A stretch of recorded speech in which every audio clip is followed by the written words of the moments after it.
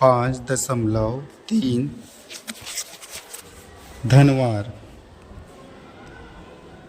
धनवार जनजाति छत्तीसगढ़ के कोरबा, बिलासपुर, सरगुजा, रायपुर एवं रायगढ़ जिले में मुख्यतः निवास करते हैं।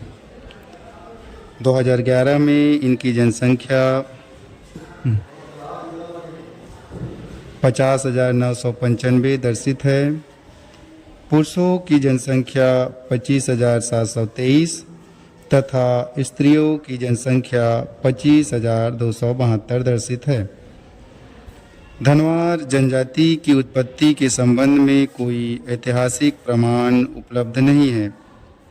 दंत कथाओं के अनुसार पुराने जमाने में युद्ध में धनुष बाणों का उपयोग किया जाता था, जो आदिवासी द्वारा तैयार किए जाते थे।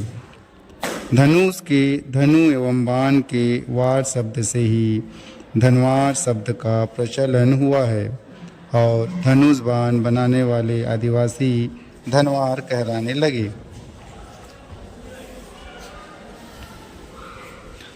धनवार जनजाति के लोग सामान्यतः गौड़, कंवर, सौता जनजातियों के साथ ग्राम में निवास करते हैं। यह जनजाति अलग से पारा मोहल्ला बनाकर ग्राम में निवास करती है, जिसे धनवार पारा कहते हैं। प्रत्येक धनवार पारा में 7-8 घर एक साथ होते हैं। घर की दीवार सामान्यतः मिट्टी के बने होते हैं, जिनकी छत घास फूस या देसी खपरेल की होती है। मकान बनाने के पूर्व एवं मकान बनने के पश्चात पूजन कार्य ग्राम के पुजारी से कराया जाता है। घर में प्रायः 2 कमरे तथा पर्ची होती है। पशुओं को बांधने का स्थान कोठा अलग से होता है।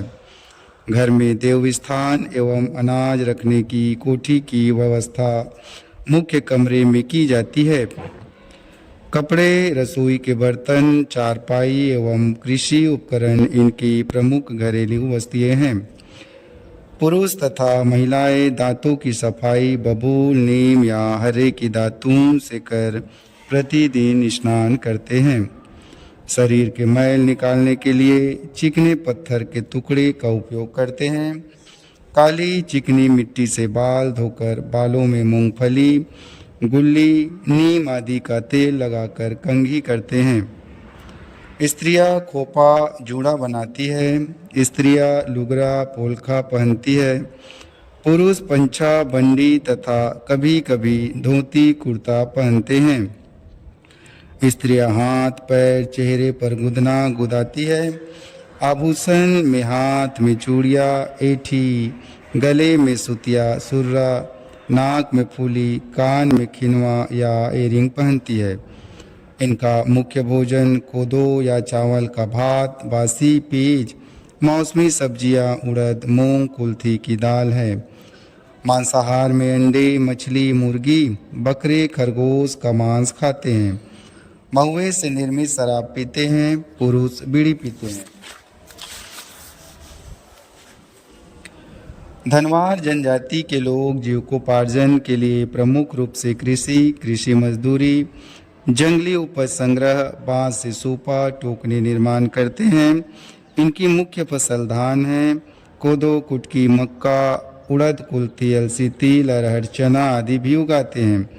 जंगल से महुआ, 4 गोंद, तेंदूपत्ता, हर्रा, लाख आदि का संग्रह कर स्थानीय बाजार में बेचते हैं। जिनके पास कृषि भूमि नहीं है या कम है, वे अन्य जनजातियों के खेतों में मजदूरी भी करते हैं। जंगल से बांस लाकर या वन विभाग से खरीदकर सूपा, टोकरी आदि बनाकर बेचते हैं। इनके पूर्वज जंगली पशु पक्षियों का शिकार भी करते थे, किंतु वर्तमान में शिकार पर प्रतिबंध होने के कारण वर्तमान पीढ़ी शिकार नहीं करते हैं। वर्षा ऋतु में स्वयं के उपयोग के लिए मछली पकड़ते हैं। धनवार समाज प्रतिवंशी, प्रतिसत्तात्मक, प्रतिनिवास स्थानीय परंपरा पर आधारित है। धनवार जनजाति अनेक गोत्रों में विभक्त है। एक गोत्र के लोग अपने को ही पूर्वज की संतान मानते हैं। एक गोत्र के लड़के लड़कियों का आपस में विवाह नहीं होता। धनवार महिलाएं गर्भावस्था में प्रसव के दिन तक सभी आर्थिक तथा पारिवारिक कार्य करती है।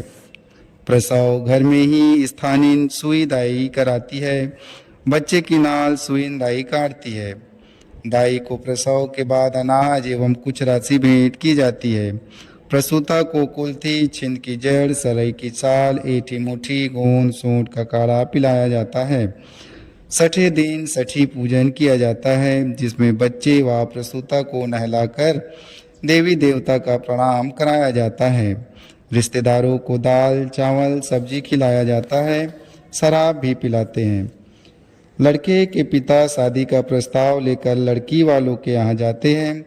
दोनों पक्ष के लोग बातचीत कर सगाई तय कर लेते हैं।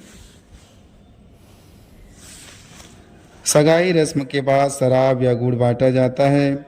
सगाई के बाद लड़के वाले लड़की के यहाँ सुख भरना के रूप में चावल, दाल, गुड़, तेल, हल्दी, नगद 50 रुपये या 100 रुपये तथा कपड़े चढ़ाने जाते हैं। निर्धारित तिथि को वर तथा वधू को तेल हल्दी लगाते हैं। वर बारात लेकर वधू के घर जाते हैं। फेरे लगने के बाद बारात दुल्हन को लेकर वापस अपने गांव आ जाती है।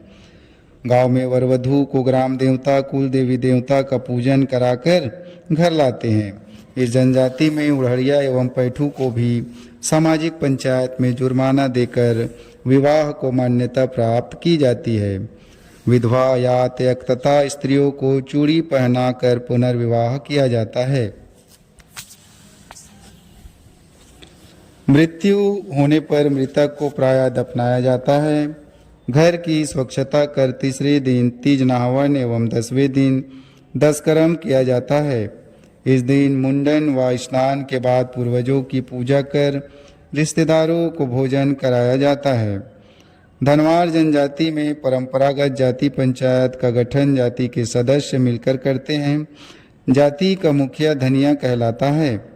इनका प्रमुख कार्य जाति के देवी देवताओं की पूजा व्यवस्था करना, जाति में विवाह, अनैतिक संबंध, तलाक आदि विवादों का निपटारा करना एवं झगड़े आदि में न्याय करना है। धनवार जनजाति के युवक युवतियाँ कर्मा पूजा के अवसर पर कर्मा गीत गाकर नाचते हैं। पुरुष स्त्रियाँ अलग अलग झुंड बनाकर नाचते हैं, जिसे पाली खेलना कहा जाता है। नृत्य के समय ढोल, मादल, थाली आदि बजाकर नाचते गाते हैं। विवाह में विवाह गीत गाते